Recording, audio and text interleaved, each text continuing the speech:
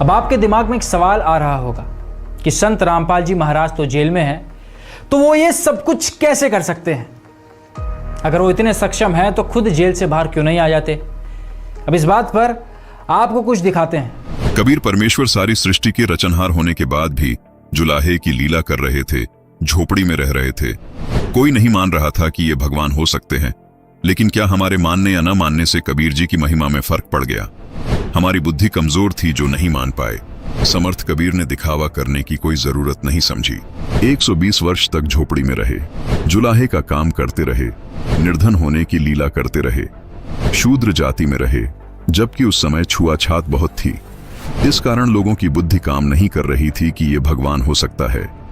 ये जरूर मानते थे कि सिद्ध जरूर है, और लोगों को सुख भी बहुत हो रहे थे, इसलिए कबीर जी से जुड़े हुए थे। कबीर साहब जी ने एक छोटी सी परीक्षा ली और सब छोड़कर भाग गए। गुरु विमुख हो गए, गुरुद्रोही नहीं हुए थे। कबीर साहिब जी ने 120 वर्ष तक लीला की और अंत में मगहर से सह शरीर सतलोक चले थे, और ऊपर से आकाशवाणी कि देखो उठाकर चद्दर, क्या है इसके अंदर? शरीर की जगह सुगंधित फूल मिले, और ऊपर देखा तो परमात्मा सह शरीर ऊपर जा रहे थे। कबीर जी उस दिन भी भगवान थे, आज भी भगवान हैं, आगे भी भगवान रहेंगे।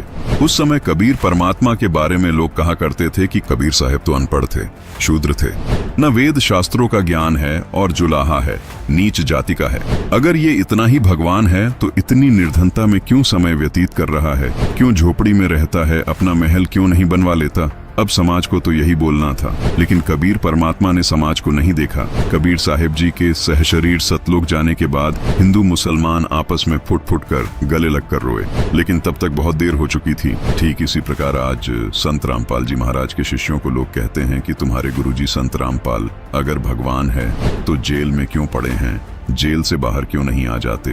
आपकी जानकारी के लिए बता दें कि संत रामपाल जी महाराज पहले 21 महीने जेल में रहे, अब उनको हिसार जेल में 9 साल हो गए। फिर भी संत जी के जीवन में इन सब बातों से कोई फर्क नहीं पड़ा। उन्होंने इतना समय जेल में बिताने के बाद भी बाहर लोगों को अद्वितीय लाभ दिए हैं, लोगों के लाइलाज रोग जड़ से खत्म किए हैं। जैसा कि आपने उनके भक्तों के अनुभव सुने, संत रामपाल जी महाराज ने अपने अद्भुत ज्ञान के जरिए बाहर यानी बड़ी जेल में टहलका मचा दिया है। संत रामपाल जी महाराज जेल में कुछ लीला करने गए हैं जो आम जीव की समझ के बाहर है। संत समाज को देखकर अपने उद्देश्य को नहीं बदलते, वो अपनी लीला को निरंतर करते हुए जीव कल्याण में लगे रहते हैं। जिस प्रकार कबीर परमेश्वर झोपड़ी में रहे और लाखों लोगों के कष्ट दूर किए, ठीक इसी प्रकार संत रामपाल जी छोटी जेल में लीला करते हुए बड़ी जेल में रह रहे लोगों को अद्भुत लाभ दे रहे हैं। वैसे भी अभी तो खेल जारी है, हार जीत का निर्णय होना अभी बाकी है।